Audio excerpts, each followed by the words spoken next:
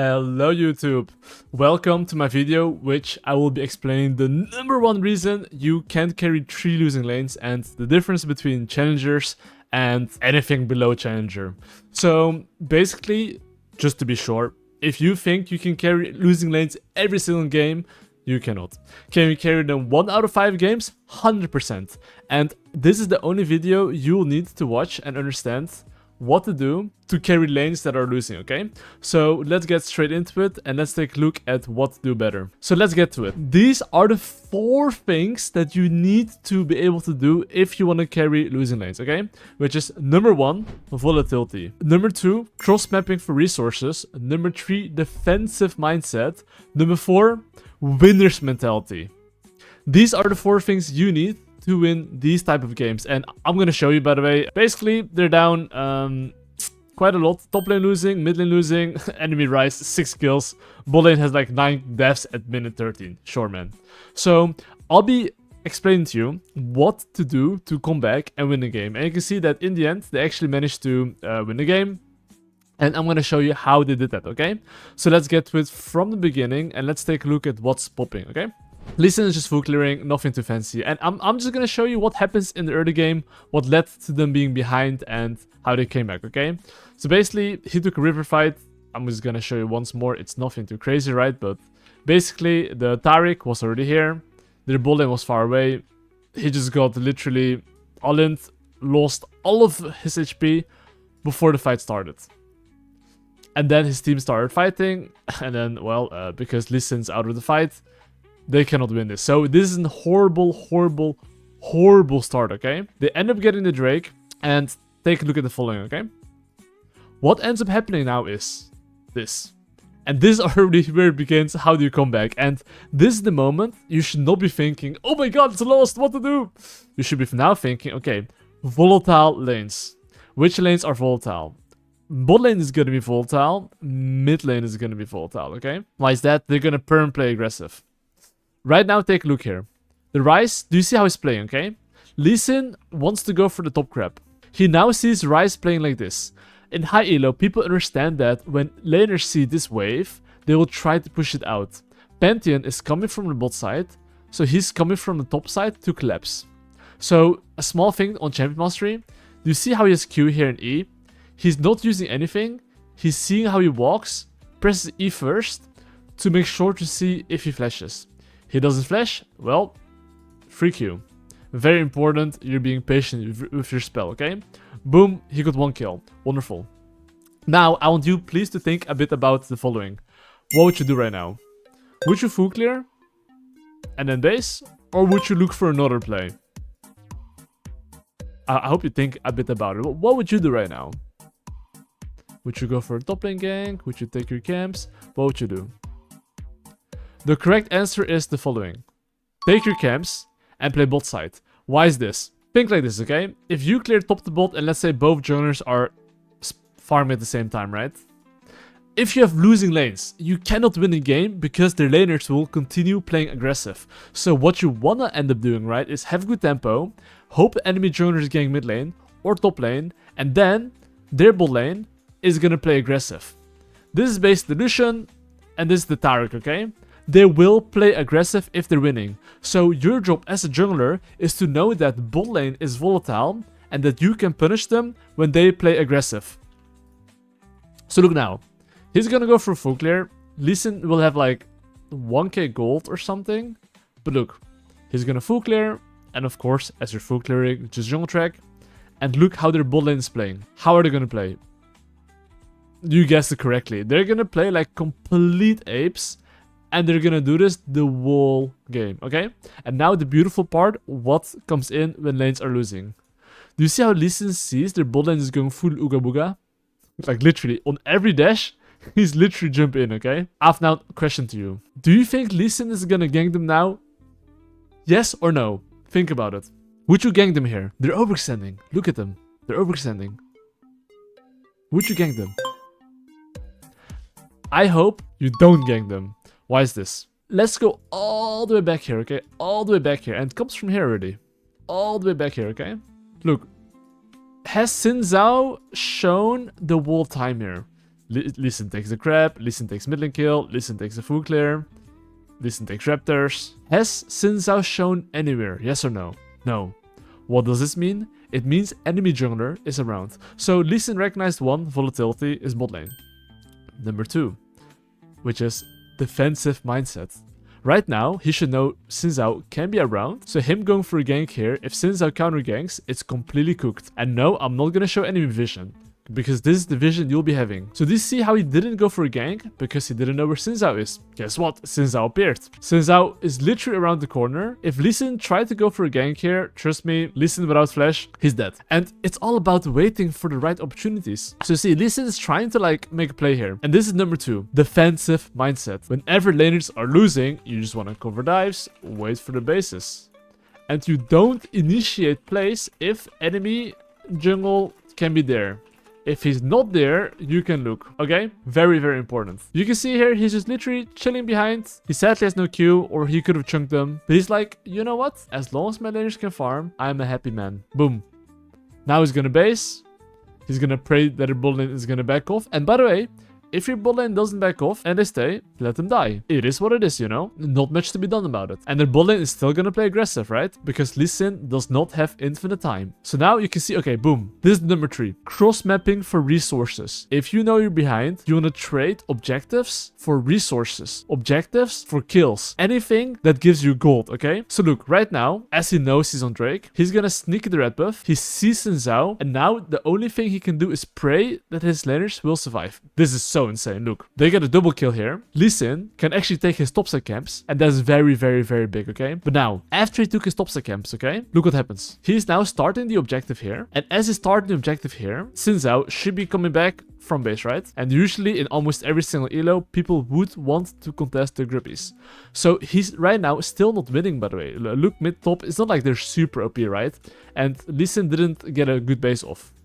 So right now, look what happens. As he's hitting this objective, he sees enemy is coming. Now I have a question to you again. Do you think he's gonna stay on it? Or do you think he's gonna help his laners? What do you think he would do? Is it option A or option B? I hope you agree that it's option A, which is, you know, he really wants to like drop this and help his laners. Why is that? Because think about it. If Ryze gets the push, what ends up happening is that Ryze will push off the Lee Sin, and then what's gonna end up happening is that, guess what? He loses both of the grubs. He might get one, but he's gonna lose both. So doing grubbies or any objective, if their laner can get the push and move to you, it's cooked. So this is very good what he did here. He looked for a turn, looking for a fight. It's not like they're that much weaker, right? And now he gets a kill. Now he gets a double kill. One small problem here is that Ambessa came and he did not anticipate it, so they died here. If it wasn't for that, it was a really, really, really good trade. What would people do here in low elo? They would stay on it forever and not drop it. They would stay on it, and then his laners either get... The worst case scenario is that Orianna here gets killed. This guy moves towards you and you lose the grubs. So not only do you lose your laner, you lose the objective too. So try to win the fight if you can. If not, you shouldn't even be doing it in the first place. You should have just taken your camps then, okay? But Lee Sin right now is actually quite strong, by the way. Because, well, Lee Sin level 6, pretty OP. I would say it beats Xin Zhao at the current stage. So he decided to go for a fight, okay? Now, I'm gonna skip forward like 30 seconds further, okay? And this is the difference between challenge and low elo. Look, in low elo, they would hit this objective like crazy. Do you see how Pantheon now is trying to contest the mid lane wave, despite the Ryze being super healthy? Think from Lee Sin's perspective, and I'm gonna go a bit more back, okay, as well, so you fully understand. Lee Sin right now, well, has to think, okay, do I want to contest this objective? Yes or no? The answer should be no. Because top lane losing, mid lane getting fucked in the ass, and basically, I don't think they win 3v3. Why is he still going towards the top side here? He's basically clearing his weak side and then going to strong side. Okay, he doesn't have a strong side right now, but he wants to go towards bot side. But he wants to make sure he drops, or he makes sure he clears all his camps in the top side, so enemy cannot counter jungle. Do you see how we see Xin Zhao? This is, well, by the way, cross-mapping for resources. When a jungler is doing an objective, usually people stay on it. So very good junglers, what they will try to do is kill their laner. If they cannot kill the laner, they would just either continue farming or push him off and contest him. But you see how enemy Sinzao right now as well is like, hold up, you need help? He's not prioritizing the camps. He's prioritizing the fight and wave, because the moment you get the wave, you get all the objectives for sure. And your laners don't die. But you see how both junglers are like dropping the camps to focus on the fight slash wave. This is what better junglers think when they hit objectives. They don't hit it forever. They hit it knowing either they can 1, turn and fight, 2, stay on it forever. Right now, if let's say his laners die, can he actually get this objective? I don't think so. So you can see right now, both junglers are playing it correct. Lee Sin is trying to make a pick. Sinzao is protecting it, the laners, to make sure he gets the grubbies anyway. Boom. Wave secured. These guys can back off. Now, he gets free objective. And now he's burger chilling. Now, they can never kill the Ryze anymore. What does Lee Sin do? He's doing number 3. Cross-mapping for resources. As he's doing the grubbies, he's gonna take his bot side. Do you see, like, every single time people are doing an objective, he's trying to either get a kill or take his camps on opposite side, you see? And now, you can see Sinzao tried to make a mid lane play. He killed the mid lane. Well, unlucky. So now he's gonna go back to his camps, right? He saw that Sinzao was super low HP here. He's trying to find his camps. And now, because Lee Sin at least cleared one of his weak side camps, which is wolves, he cannot take that. That's why you want to clear your weak side. If you know they're gonna go for Herald, try to deny as many camps as possible in the top side here. But now you can see Lee Sin sees the Taric here. He's like, okay, this guy is alone face checking. He's a ward. Let's go on him. You can see here, he's just attacking, Eing, queuing when it's short. And now look, a very good threat assessment. Knowing Taric has a stun, anticipating it, not alt-attacking one single time, dodging it, and then going on him. And now, of course, as Lee Sin, what you always want to do is R, Q, Q, right? Never Q first. Always just R, Q, Q. But then, even the number 1 jungler in Korea actually f***s up. You know, this is, you know, the classic, you know. So don't worry, if you play Lee Sin, it can be anyone, you know, it's not just you.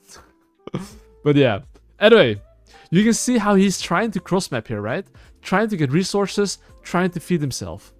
And by feeding yourself and giving objectives, as long as you win one of the next fights, you're chilling. You can see here, they're trying to get a kill, nothing happening. Okay, boom. Now, well, the worst hasn't happened yet. Let's play a bit forward. All his camps are up, his 900 gold. What should your mentality be? It should be, well, I just cross-mapped. Technically, Sinzao has now low-key even tempo, so the normal fundamentals are kicking in. Even if you're losing, you still have the jungle track.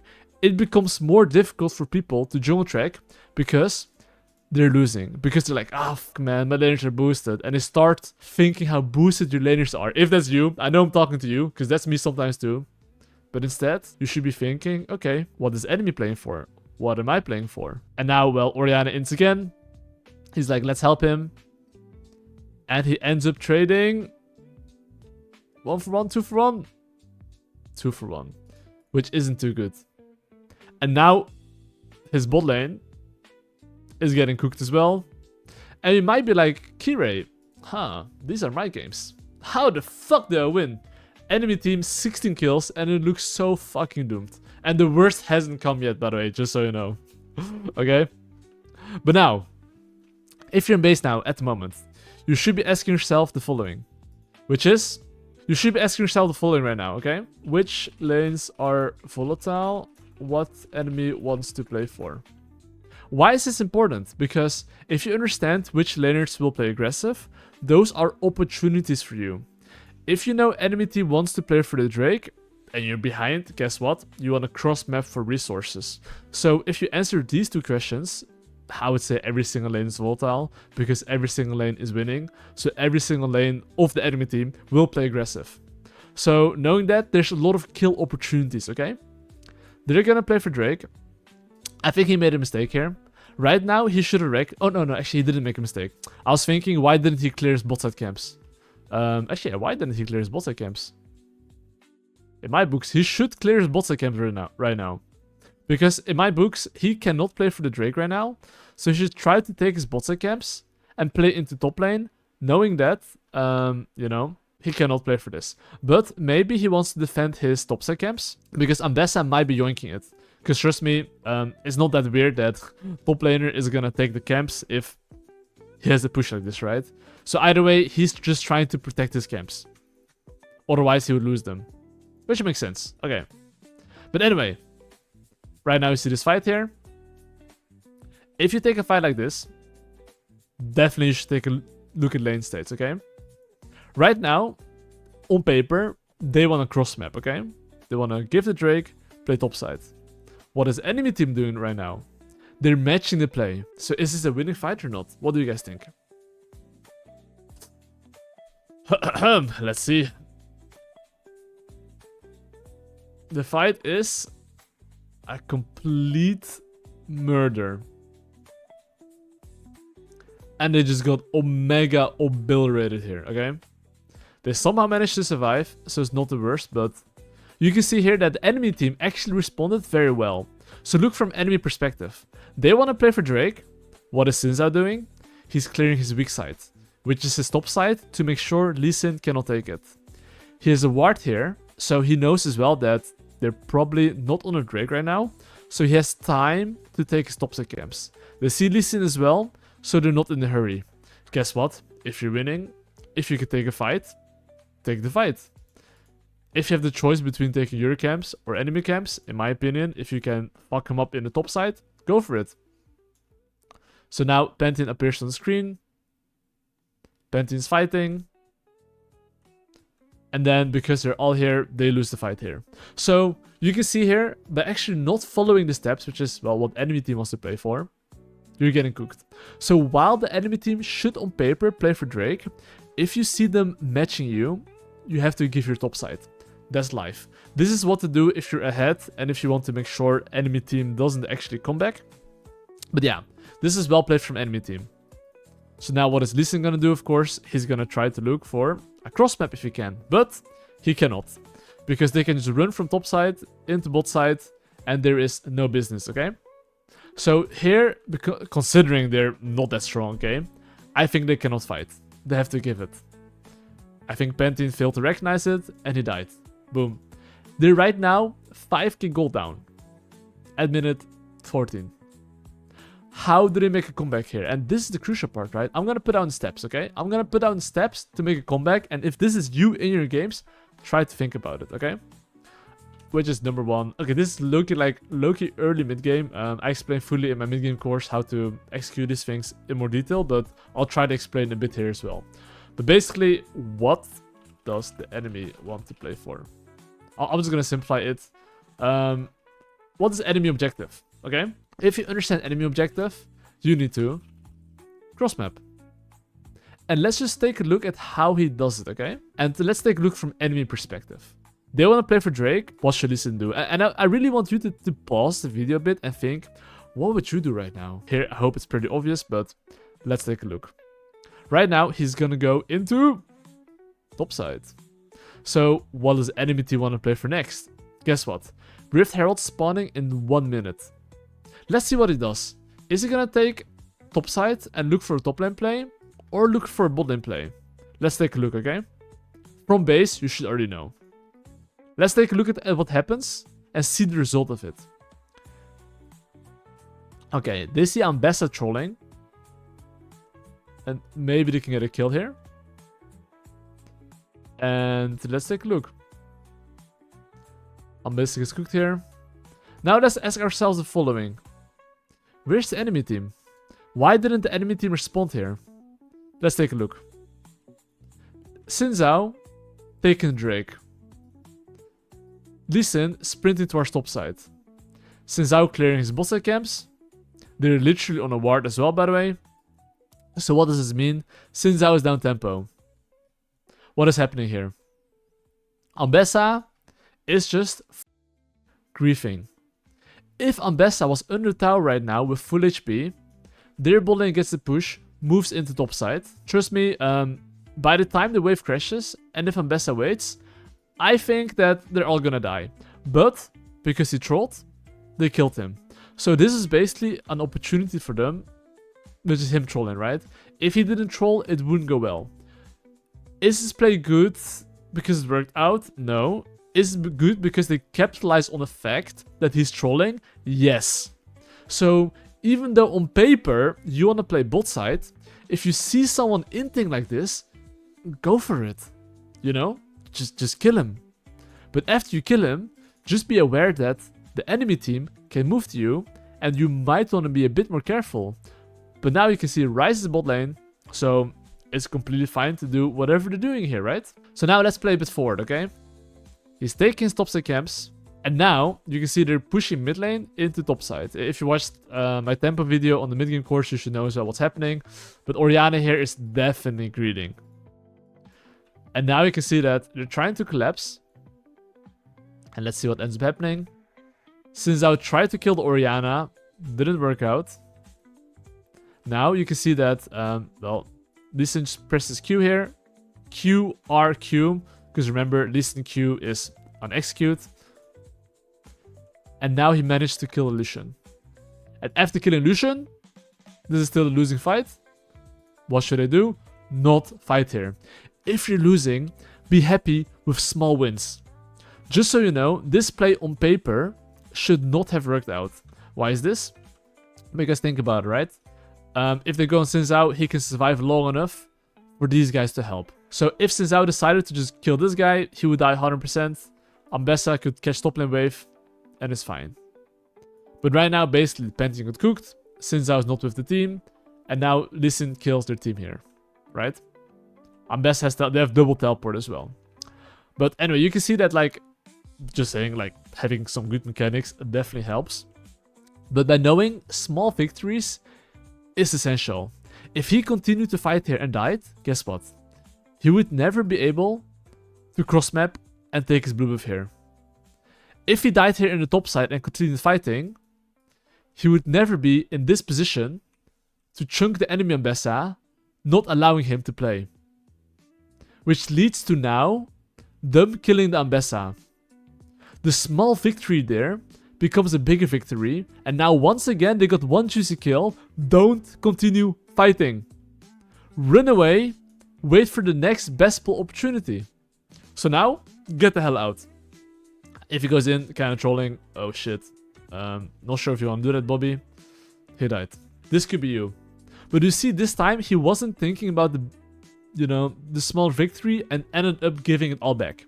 So yeah, just think about it, right? If you're behind, don't get greedy. You can't take like one big win instantly.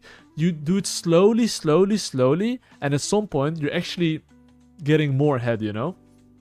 But anyway, let's take a look now again at Lee's perspective. And this is just to give you some perspective, right? Like, if you're behind, you shouldn't feel desperate. The moment you feel desperate, that's when you're gonna play desperately and you're gonna make silly decisions that you don't have to. The enemy team is not faker, guys. You're probably playing in Diamond, Emerald, like Gold, I don't know. These players don't think too much. Sorry for that, Elo, but it's a fact. Have you lost games where you're super far ahead and you just lose? Yes, of course. It happens to me too. People make mistakes. People tilt.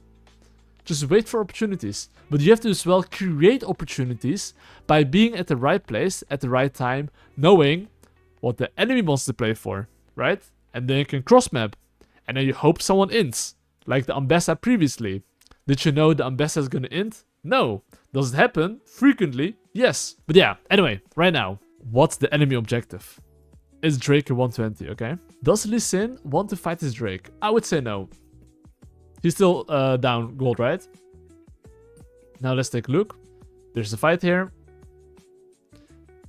He's completely montaging on the enemy team, and just so you know about it, he played it really insane. I'm gonna show again, but let's just take a look, okay? Let's just break down this fight a bit. Let's just break it down a bit, okay? And let's check his information before. So basically, just so you know, before he takes this fight in the first place, he's aware that these two are mid lane, Ambessa top lane, Ryze was in the bot lane. He even knew Tarek was in the bot side, okay? Before you take these type of fights, you should be aware of numbers, alright? So, as he's waiting here, he's checking if Xin Zhao is coming. Apparently not. So now he's in a safe position to hit it, knowing in mind that the enemy can still come, okay? But he's basically fully aware that Ryze is not here. He's not sure about the others, but he's running away and seeing what's popping. as he's running away, trust me, he's looking minimap and looking, okay, where's my team? Pantheon far away, Kai'Sa close, Sign a little bit close too, Lucian showing mid lane. The moment he sees Lucian mid lane and Kai'Sa's following here, this indicates to him that, okay, this is a 2v2, and he's playing Lee Sin, so he can actually play this a bit slow, and he doesn't have to fight like crazy, right? Knowing Kai'Sa's here and Lucian mid lane, he's now basically kicking the Xin Zhao, so he doesn't deal damage anymore. And then the Sion has joined as well with ultimate.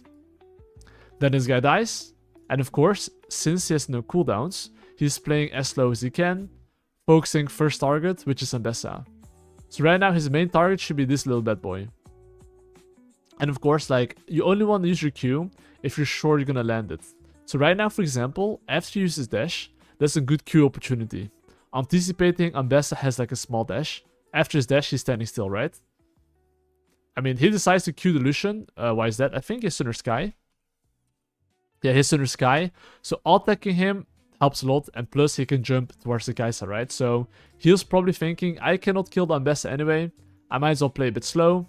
And, you know, play with my laners here. So now he's waiting for his cooldowns again, right? Walking towards the enemy team. And you can see he has Q right now. And he's not Qing yet. Q is your most important spell. He could easily land a Q here, but you can see he's like waiting a bit. And then seeing if he can actually get the Lucian or not. Because of course this guy is the highest priority target, right?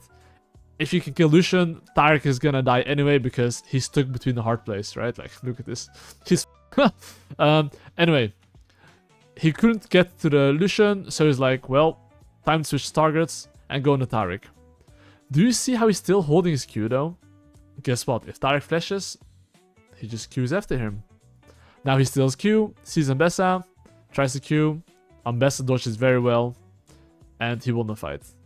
But even though you understand, let's say, if enemy team wants to play for Drake, you want to cross map, but these small fights, understanding your numbers, enemy numbers, executing these fights properly is so important. You can't expect to win games with fundamentals only. You need to have some arms. It's like, you know, you can have all the football knowledge in the world, but if you don't know how to fucking dribble, how the fuck are you gonna win? You cannot, right? So, okay. Let's take a look now, though.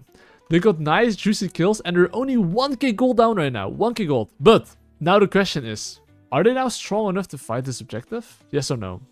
And this depends as well on tempo and numbers. So let's go all the way back before, okay? As there's a fight right now, if you followed my fundamentals, you should think a bit about what you want to play for next. So at this point, I don't know what he's going to think exactly, but I would say that if you look at the game state right now, you shouldn't look at the kills. This is the biggest cap. So you see 13 kills against 24. This should mean nothing in high elo. If you're in low elo, please look at items and please look at champion strengths. So if you look at items, right? You should be looking, okay, my guys had 2 items against 2 items. Listen, 2 items against 2 items. Sign 1 health against 2 items. But it's a tank, so it's not that bad. Mid lane, well, giga gapped, okay? So in my books, they can play for the objective, but I think Ryze is legit on steroids at the moment, and Orianna is not on steroids. So, considering that, I think it might be a bit difficult to win this fight, but let's see. In the end, if you have numbers or a really good fight, you can win. So let's take a look.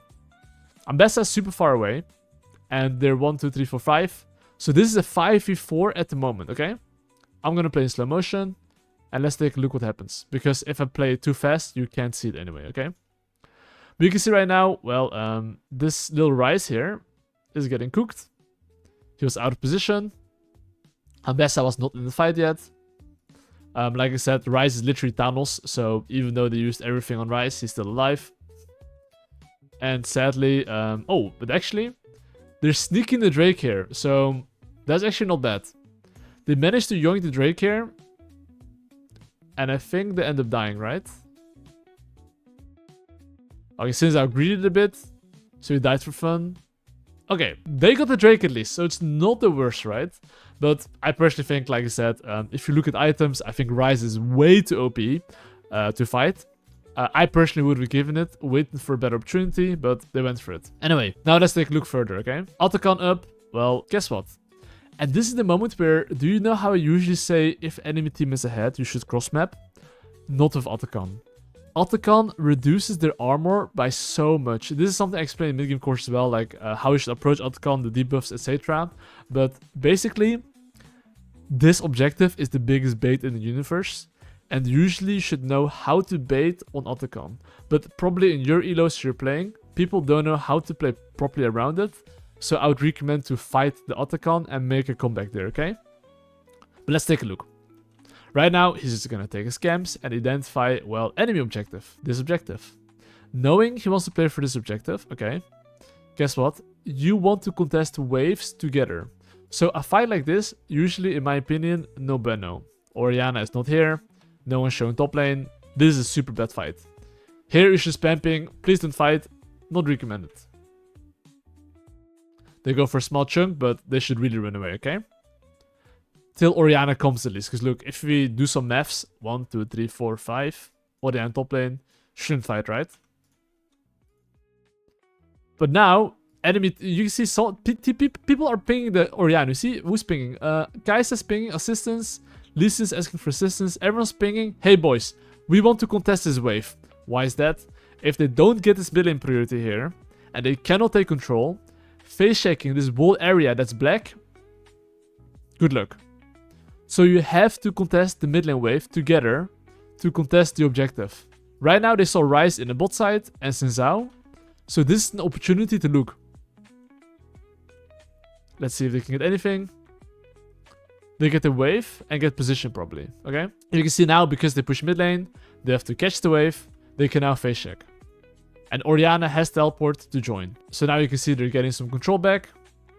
Still the same thing though, Orianna's not here, so they have to play super slow. You can see Orianna's teleporting in. They're trying to play slow, you see how slow they're playing? Trying to stall out the fight, boom, 3-man shockwave. They overchased, didn't anticipate Orianna's shockwave, and now they got a nice comeback. And I really want to highlight this fight again, okay? Before the fight even starts. In high elo, people are aware of this. They're aware of numbers. Right now, the moment they get ulted, guess what? They're not gonna continue fighting. They're actually trying to get the fuck out of here. You can see he kicks Ambessa far away. All of them are like running to the left, running for their fucking lives, till Orianna comes. You can see Kai'Sa Pantheon like, yo, I'm out of here. Sign like, I'm out of here as well. Lee Sin is already with his team. And now as Orianna came, perfect shockwave. But before, and this is why this information gathering is so important. Like I've literally 1.5 hour explaining this in my mid-game course, because mid-game is free for all. Orianna right now, what should he do? Orianna should now spam ping. Guys, I'm gonna go top lane. I don't know where the top laner is, but I can tell you one thing. He's probably grouping and he's probably trying to kill you guys. So what should Orianna do right now? Spam ping his teammates. Please don't fight. If you're playing jungle, you have to recognize, okay, my Orianna showing top lane. I don't see the top laner. They can be 5, which they are. Ambessa showing, Ryze showing. We do not wanna fight. Because mid game is free for all. I made a mid game like for all roles, because you need to understand every single role on their map movement and tempo on what to do. And if you don't understand that, it's pretty cooked.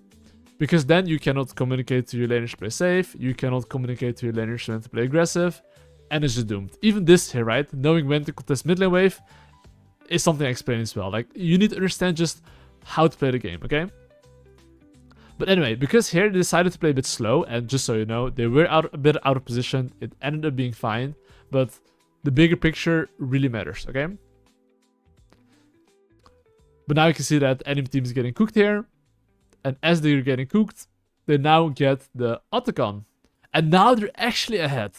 But I really want to put emphasis on like how they actually came back from this moment. They're now actually 1.5k up. They were down like 5k here.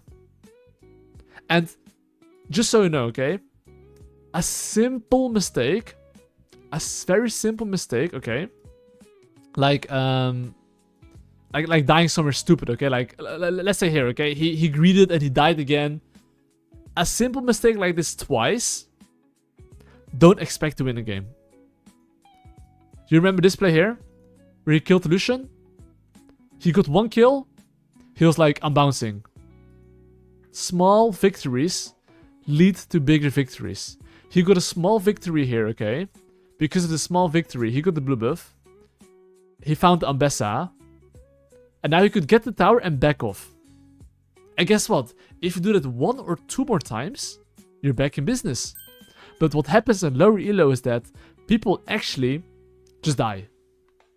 They literally go in again, keep going for more, when they shouldn't, because enemy team has tempo. Like, from this point onwards, it's a bit bonus, okay? But here I explained a bit how to come back if you're losing, the mindset you want to have, and being happy with small victories, right? The rest of the video is a bit more bonus, a bit more advanced. So if you like advanced stuff or see what high elo people like to do, you can continue watching. If not, that's the end of the video for you.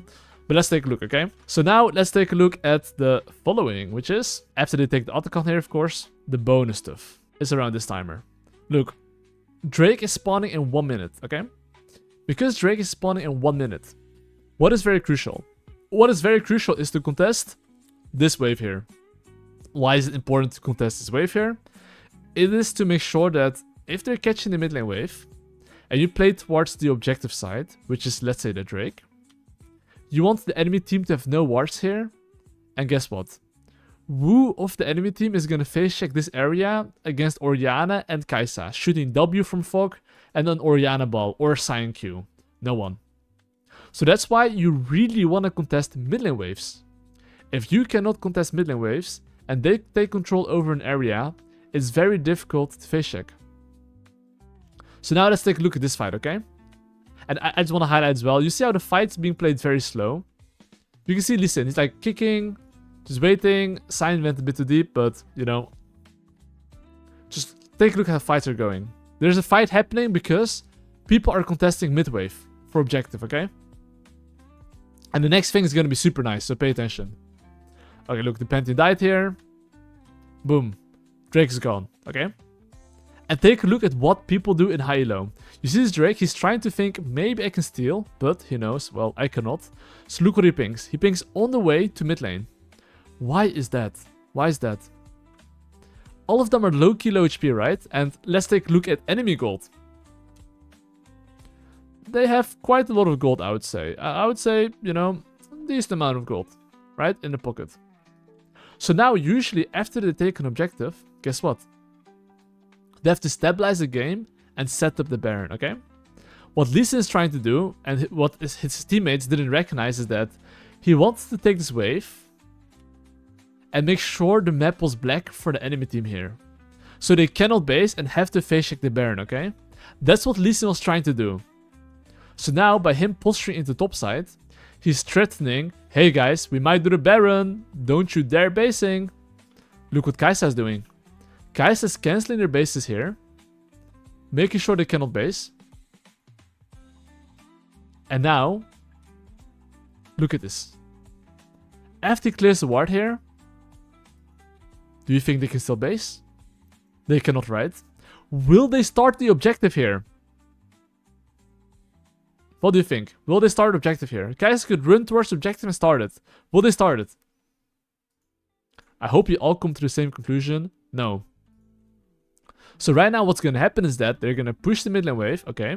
Then play hide and seek. Like I'm telling you, like, take a look at this. So take a look at this, right? You can see, like, if you play in mid game, you need to understand how to play for objectives. Like this section, I don't know how long it is, but probably around 2 to 3 hours, 3 hours-ish probably. But what's very crucial is that you need to understand what the enemy sees and how you want to play it. And especially knowing how to bait the enemy team, okay? Like, I explain here literally all the steps on what to do, what not to do, and how to do it properly. And then what to do after you get it. Anyway, right now, they want to make sure that the enemy vision is blank. It's like nothing. So right now, they should be looking to either stand in this bush, to cheese them if they come into here, or put a pink ward here for sure and stand in this bush and make them ward here. Because guess what? What does Tarek have to do? He has to walk here to put on a ward. So what's the best position to cheese them? This bush and this bush, okay? Those are two important bushes to f the enemy team up. But you need the pink ward here, okay? So look, right now, they're like, guess what? Cheesing in the favorite bush. Now let's go and see if they're cheesing in my next favorite bush. Which is this bush, okay? They're definitely going to that bush. They found the Xin Zhao. Ooh, clean insect. And they go for a fight here. A nice shockwave. And then Kai'Sa is flashing in like crazy. Okay, I think this is unnecessary. I think Kai'Sa here could just back off. Go for the Baron, you know, because since I was dead, Ryze is 1 HP without teleport. But hey, it worked out. Banger. You see? But you see basically how like small details, and all the way back from here, okay? The small detail like pushing mid lane, trying to make them sweat about the Baron, and then fishing around these bushes. And then cooking them. Like, this is what you have to do if you want to get to really high elo. If you don't understand this, it's fine if you're in low elo. If you're like below Emerald, it's fine. But that's why usually I recommend people Emerald and above at least. You need to understand mid and late game concepts.